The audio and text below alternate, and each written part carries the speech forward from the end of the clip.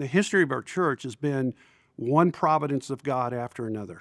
God has been putting us in positions where we have no ability to do for ourselves what desperately needs to be done, and then God opens a way that we never thought He would open.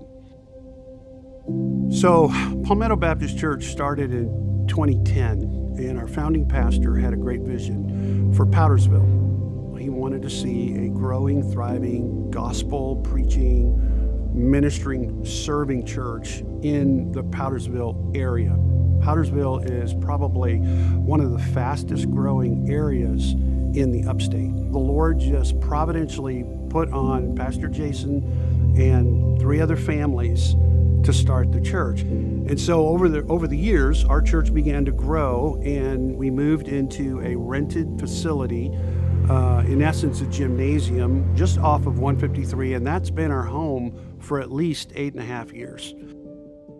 When we began to hit about the 400 mark, the elders together began to realize that we were not going to thrive as a church in that space. It wasn't about having a nice space. It was about having room to do the equipping that needed to be done in our lives so that we could go out and do the mission of the church.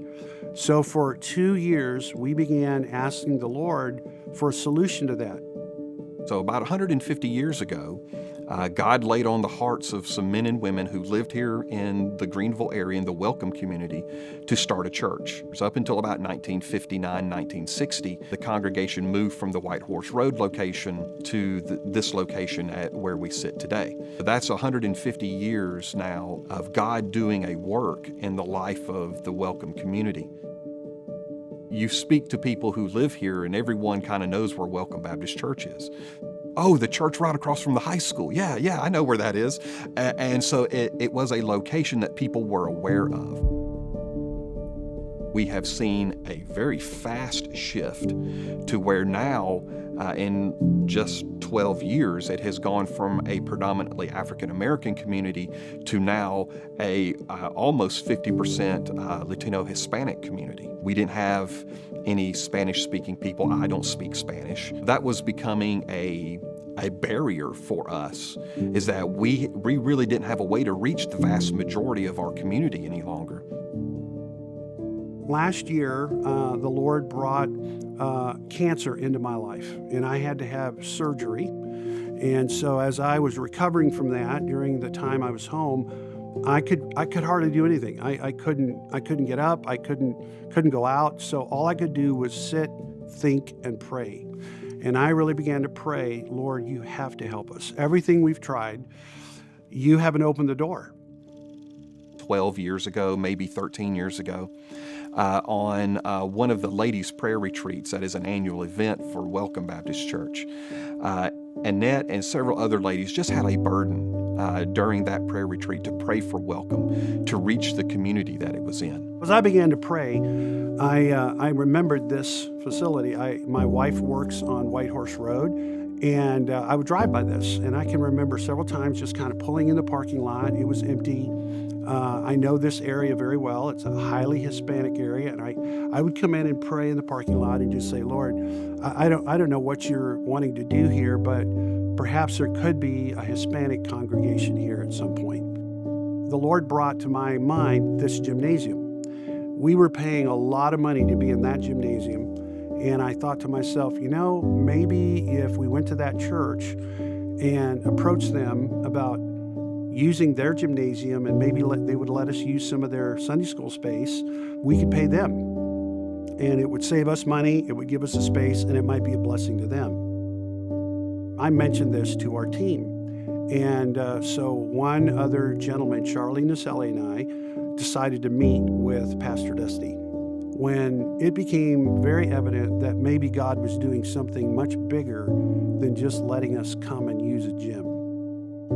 This group of women, about 13 years ago, gathered together at this prayer retreat and really just began some fervent prayers for Welcome and for the Lord to use Welcome Baptist Church in the community where it was. It became really evident that God was moving in their hearts and in our hearts, that maybe He was going to provide a way for us to actually come together two separate congregations actually becoming one congregation. As you look at the timelines of Palmetto Baptist Church, that was about the time that Jason, who was the founding pastor, had a seed planted in his heart to begin Palmetto Baptist Church, which about 13 years later would merge with Welcome Baptist Church to answer that prayer that was prayed on that prayer retreat. This was gospel-driven. This was not just a way to meet Palmetto's need or a way to meet Welcome's need. This was God bringing two congregations together that had been praying for years that He would do something. And I think He was just getting us ready for that. When you begin to see the hand of God moving and answering a prayer that was prayed 13 years ago, and no one had any idea at that moment that two churches would come together to be able to do more together than we could have ever done separately, is amazing that God plays so much further ahead than we do because He is an omniscient God. He sees and knows everything. He already had that planned for us long before any of us ever knew it was even an option. Why would God give us 15 acres here? And the answer is because there is a Hispanic community that needs to be reached. All this beautification we're doing isn't for us. It's for a future congregation.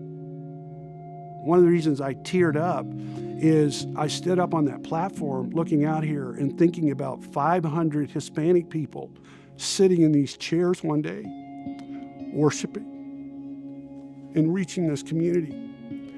And we get to have a part in that. If there's a building here one day, it'll be because God did that, right? And it may not look anything like the little plans that are in our heads right now. I know this, my visions are oftentimes so small because I lack faith. And God somehow honors that little faith, and He does something so much bigger and so much more amazing, so that on the other side of it, you look back and nobody can take credit. When God does something that's God-sized, everybody knows God did it.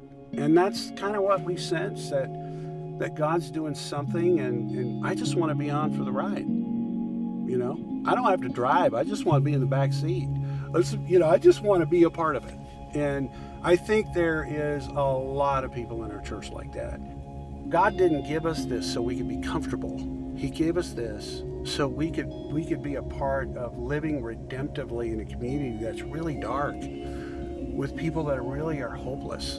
And all of a sudden, here's a bunch of us living in a community, and we have the opportunity to live redemptively. We don't redeem communities. We live redemptively in the middle of them. And that's really what's exciting to me.